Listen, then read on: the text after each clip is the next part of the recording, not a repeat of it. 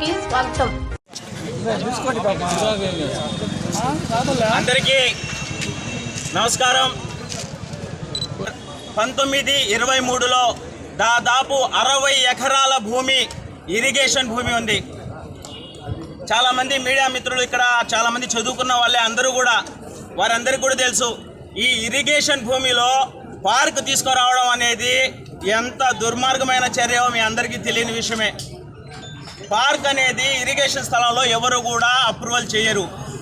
అక్కడ కొంతమంది తెలుగుదేశం పార్టీకి సంబంధించినటువంటి నాయకులు కానివ్వండి, వీళ్ళందరూ కూడా కొంతమంది నాయకుల ప్రోద్బలంతో వాళ్ళ మీద కక్షపూరితంగా అక్కడ దాదాపు 2000 పైచిలుకు ఇల్లులు ఉన్నాయి. ఆ లేక్ వ్యూ కాలనీలో మీరు గమనిస్తే 2000 పైచిలుకు ఇల్లులు ఉన్నాయి. అయితే ఆ ఇల్లులందరికీ కూడా లేనటువంటి చట్టము కేవలం మా కార్యకర్త జనసేన పార్టీ హరీష్కి మాత్రమే వర్తింపజేశారు. ఇది ఎంతవరకు న్యాయం అని చెప్పి కూడా మేమందరినీ అడుగుతున్నాం. మీడియా మిత్రులు కూడా ఒకటి గమనించాలి, అందరూ కూడా జనసేన పార్టీ ఆక్రమించిందని చెప్పారు.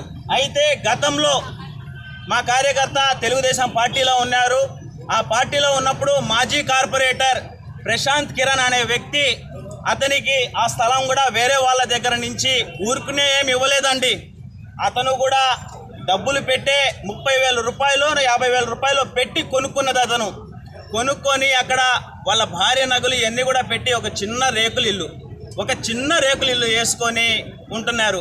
అయితే పక్కన కూడా కొంత ఖాళీ స్థలం అనేది ఉండింది. ఇదంతా కూడా కక్షపూరితంగా అతని ఇల్లుకి. అయితే ఇక్కడ ఎంఆర్ఓ గారు వచ్చి అప్పటికప్పుడే పగలగొట్టాలని వచ్చారు. మా జనసేన పార్టీలో మేమందరం కూడా నిలబడి ఎందుకు పగలగొట్టాలనుకుంటున్నారు ఏంటి అని కూడా మేము అడగగా వాళ్ళందరూ కూడా ఇక్కడ పార్కు స్థలం ఆక్రమించారని చెప్పి కంప్లైంట్ ఇచ్చారు అని చెప్పి కూడా చెప్పుకొని వచ్చారు. మేమందరం కూడా అడగడం జరిగింది, ఏంటంటే ఇరిగేషన్ భూమిలో పార్క్ ఎవరండి పర్మిషన్ ఇచ్చేది? ఇరిగేషన్ స్థలంలో కమిషనర్ గారు వచ్చి పార్క్ కట్టినా కూడా అది కమిషనర్ గారు ఆక్రమించేనట్లే అండి. వాళ్ళు పేదవాళ్ళు కాబట్టి ఇల్లు లేకుండా ఉన్నారు కాబట్టి వాళ్ళందరూ ఉన్నారు. అందరికీ ఒకే న్యాయం ఉండాలి. మీరు అన్ని ఇల్లులు తీసేసేటప్పుడు చెప్పండి, వాళ్ళ ఇల్లు కూడా స్వయంగా మేము జన సైనికులు వచ్చి ఇల్లు తొలగిస్తాము అని చెప్పి కూడా మేము చెప్పడం జరిగింది. అయితే అక్కడ కొంతమంది అక్కడ స్థానికంగా స్థలాలు అమ్ముకున్న వాళ్ళు కానివ్వండి, ఇతర వాళ్ళందరూ కూడా గొడవకు దిగి అక్కడ మా జనసేన వీర మహిళ నాగరత్న యాదవ్ గారి పైన కూడా చేసి నెట్టడం కానివ్వండి, ఇవన్నీ కూడా మనం మీడియాలో చూసాము. ఈ విషయాన్ని మేము సెంట్రల్ ఆఫీస్ దృష్టికి కూడా తీసుకుపోవడం జరిగింది. అయితే మేమంతా కూడా గట్టిగా అడగడంతో ఒక నోటీస్ అనేది కూడా మరుసటి రోజు ఆ రోజు సాయంత్రం ఒక నోటీస్ అనేది ఇవ్వడం జరిగింది. 7 రోజులు గడువు లోపల మీరు ఈ స్థలం నుంచి మిమ్మల్ని ఎందుకు తొలగించరాదో మీరంతా కూడా తెలియపరచాలి అని చెప్పి కూడా ఎంఆర్ఓ గారు ఒక నోటీస్ ఇవ్వడం జరిగింది.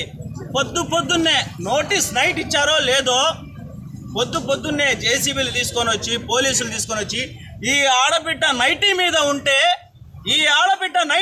ఉంటే తీసుకొని వెళ్ళి రోడ్డు మీద నిలబెట్టి పోలీస్ జీప్లో వీళ్ళు ఏదో చేసినట్టుగా ఏదో పాపం చేసినట్టుగా ఈ ఆడబిడ్డని రోడ్డు మీదకి తీసుకుపోయి నిలబెట్టి ఇల్లు కూల్చేసినటువంటి పరిస్థితి.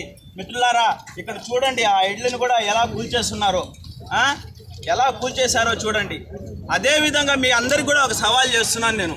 మీరంతా ఎంతమంది తెలుగుదేశం పార్టీ కార్యకర్తలు, ఎంతమంది తెలుగుదేశం పార్టీ వాళ్ళు ఇల్లు ఆక్రమించుకొని ఉన్నారో మీరందరూ కూడా విజువల్స్ తీయండి. పెద్ద బిల్డింగ్లు కట్టుకొని ఉన్నారు. కానీ తెలుగుదేశం పార్టీ నాయకులకు ఎవ్వరికీ వర్తించవు రూళ్ళు. కేవలం మా పేద కార్యకర్త తిననోడికి మాత్రం వీడి మీద మాత్రమే జులుం చేయగలుగుతారు, వీడి మీద మాత్రమే తప్పుడు ప్రచారాలు చేయించగలుగుతారు, వీడి మీద మాత్రమే తప్పుడు కేసులు పెట్టించి లోపలేయగలుగుతారు. ఇది ఎక్కడి న్యాయం? కూటమిలో ఇదెక్కడి న్యాయం? ఇదేనా కూటమి యొక్క సిద్ధాంతం? ఇదేనా కూటమి యొక్క ఇది అని చెప్పి నేను అడుగుతున్నాను. ఈరోజు మా జనసేన కార్యకర్త మీద ఎందుకంత కక్ష? గతంలో అతను ఆ టీడీపీ అతనితో తిరిగినందుక ఇంత కక్ష కట్టారు. ఒకటే చెప్తున్నాం, కూటమి ధర్మాన్ని పాటిద్దాం. అందరం కూడా కూటమి ధర్మాన్ని పాటించి ఈ రోజున కూటమి వైపు నిలబెడదాం. మా కార్యకర్తకు జరిగిన అన్యాయాన్ని మేము ఒకటే డిమాండ్ చేస్తున్నాం. కలెక్టర్ గారికి కూడా ఒకటే చెప్పాం, దీని మీద సమగ్ర విచారణ జరపండి. ఎందువల్ల ఎంఆర్ఓ గారు అంత ఇదిగా వచ్చి పగలగొట్టాల్సి వచ్చింది? ఎవరు ప్రోత్సహిస్తే వచ్చి నిలబడి కొట్టాల్సి వచ్చింది? దీని మీద ఒక ఎంక్వైరీ చేయండి. పైకి కూడా సెంట్రల్ ఆఫీస్కి కూడా తెలుగుదేశం పార్టీ సెంట్రల్ ఆఫీస్ నుంచి కూడా మా దగ్గరకు వచ్చి రిపోర్ట్స్ తీసుకున్నారు రాబిన్ శర్మ టీం. అదేవిధంగా జనసేన పార్టీ సెంట్రల్ ఆఫీస్ కూడా మేమంతా కూడా నివేదికలు ఇచ్చాం. ఒకటే చెప్తున్నాం, మా కార్యకర్తలకు కానీ న్యాయం జరగకపోతే ఇదే ఎంఆర్ఓ ఆఫీస్ ముందు దీక్షలు కూడా కూర్చుంటామని చెప్పి నేను ఖండిగా చెప్తున్నాను. మా కార్యకర్తలకు న్యాయం జరగకపోతే మీరు మా మీద కేసులు పెడతారు, మా అంగళ్ళు కూలుస్తారు, మా మీద మా ముస్లిం సోదరులకి చెప్పి మీరు గొడవలు పెడతారు. తర్వాత చూసుకుందాం. ఏదేమైనా కానీ కార్యకర్తకి న్యాయం చేయకపోతే మాత్రం మేము ఎంఆర్ఓ ఆఫీస్ ముందు వీళ్ళతో కూర్చొని వీళ్ళ బిడ్డలతో కూర్చొని కూడా మేము దీక్షలు చేయడానికి కూడా వెనకాడు అడిగామని చెప్పి కూడా నేను ఈ సభాముఖంగా తెలియజేస్తున్నాను.